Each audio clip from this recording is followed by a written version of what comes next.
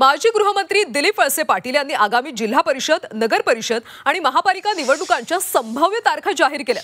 5 नोव्हेंबरला नगरपालिका नगरपंचायतीची निवडणूक जाहीर होतील, तर 15 डिसेंबरला जिल्हा परिषद पंचायत समिती मतदान होईल आणि जिल्हा परिषदेच्या निवडणुका सुरू असताना महानगरपालिकांच्या निवडणुका जाहीर होऊन 15 जानेवारीला मतदान होईल आणि 31 जानेवारीला सर्व निवडणुका पूर्ण होतील असा दावा वळसे पाटलांनी केला।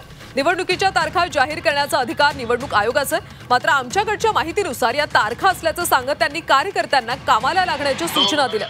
मात्र त्यांच्या या दाव्यामुळे त्यांना निवडणुकीच्या तारखा कुणी सांगितल्या असा प्रश्न आता उपस्थित होतो। माझ्या माहितीप्रमाणे जिल्हा परिषदच्या निवडणुका पण जाहीर होतील।